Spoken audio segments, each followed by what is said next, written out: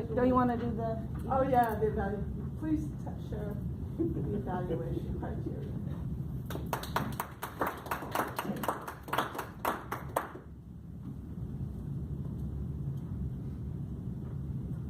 Before I begin to talk about what I'm going to evaluate Trixie on, I would like to elucidate on what I am grateful for in this season. Earlier this year, I had a traffic accident in May, Memorial Day weekend. I was without a car for 10 days for various reasons, but not the least of which was the insurance company was slow to pay. Many people came to my aid, volunteered their transportation to me. It's a long time to be without a vehicle. I'm very grateful for the friends that I have and for them helping me get around until I finally got a car. So there's my grateful story. The purpose of Trixie's project is for her to identify her primary leadership style, or styles.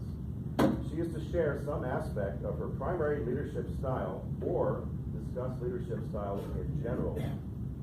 Now, she has responded to a questionnaire to help identify her primary leadership style as part of her project.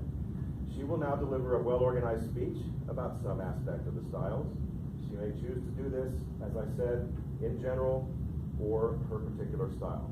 It may be humorous, informational, or any style that she chooses. The speech should not be a report on the content of the Understanding Your Leadership Style project. You all have specific evaluations in front of you. Please fill those out on the scale of 1 to 5 and give her a brief comment. Thank you.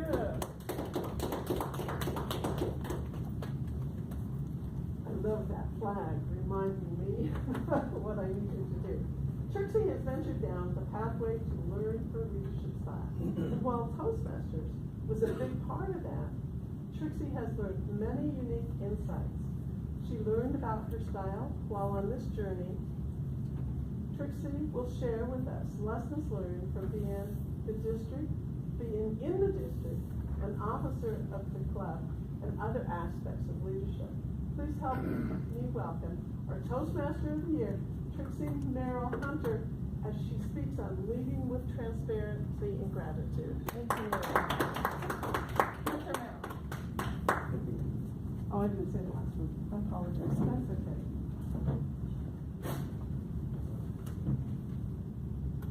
In Pathways, I took the assessment that was needed, and in this test, they give you a list of what each of those styles are, from 5 until 1. So you see, oh, these ones I'm number 4, I'm number 3, etc. But real quickly, I want to tell you what the top 4 were for me. Affiliative, coaching, altruistic, and democratic. Now, as you heard, I'm not supposed to explain all those leadership styles. I'm not supposed to regurgitate that. So in true Willie nature, okay, so we won't talk about that. What have I found out is my actual leadership style? Well, 2 things. One of which has to go with Deborah's theme. Gratitude. In Dare to Lead by Brené Brown, a book I'm reading right now, she talks about a gratitude practice. Not just something that you do during Thanksgiving, not something that you do as a blessing book once in a while, but every single day, and as much as you can throughout the day, and giving gratitude to those who you work with and who you work for. A true gratitude practice. Saying, Peggy, thank you so much for pushing me to be a DTM. Thank you for doing that for me. Deborah, thank you for calling me out on things that I need to learn and helping me see them in a great leadership style. Those are types of things that I'm about because I love receiving recognition. So, in true leadership style, it's the practice like preach. So I like it, and I think you might like it. I think that might be your love language. So I want to talk to you about that. Another leadership style that is widely mine that I don't think everyone always sees until they really work with me is transparency. Now you've seen that vulnerability in my speeches, and you've seen that transparency when I'm talking to you, but until you work with me as a leader, as myself being the leader, I'm not sure that you really grasp that. One thing that I do as a part of that, what I mean, is I use a project management tool called Asana. And in Asana, you can schedule other people to be on your team. And I can give them certain permissions.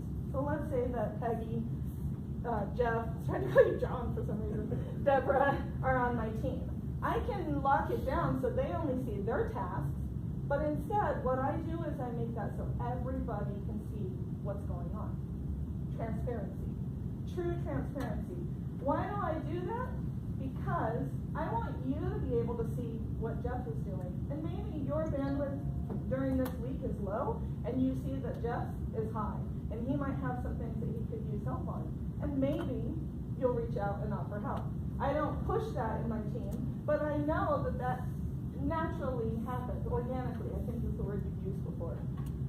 Also, my team can see what I'm doing, and they can see my process, especially in the public relations world, in my public relations team. I want everyone to understand I'm not just back here on my own, sitting, expecting everyone to do their task. I'm not just assigning Peggy a task, and him a task, and him a task. You all can see what I'm doing as well as what you're doing.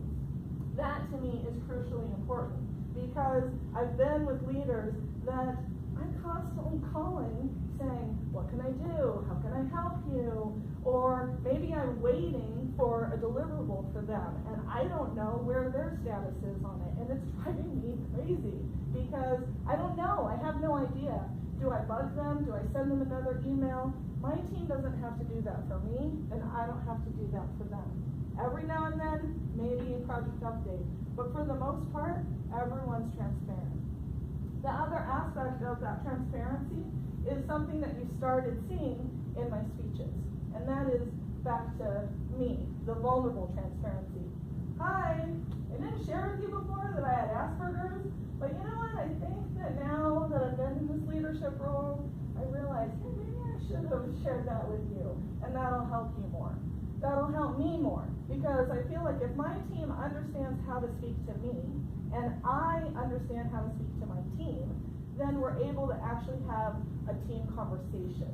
It's not just, oh, I'm really frustrated at this thing that you did, and blah, blah, blah. You know, you called me out, and you were really mean to me about that flyer I made. No, my team, the VPPRs, came to me and said, you know, that flyer I made, I did that for the first time, and you really came at me about it. And if I wasn't a stronger Toastmaster, that would have been really hard to hear. Oh, wow. Why did I do that?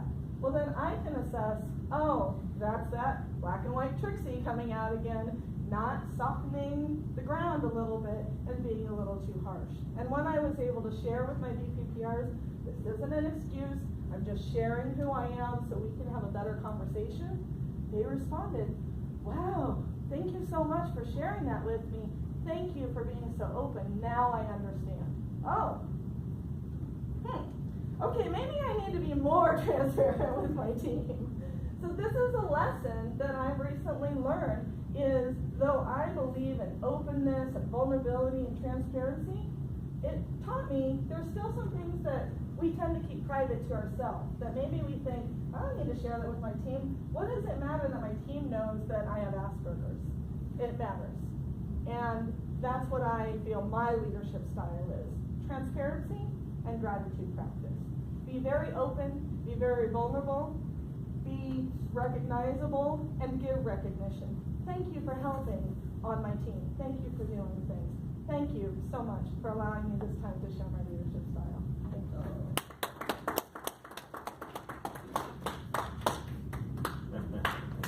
Let's take a minute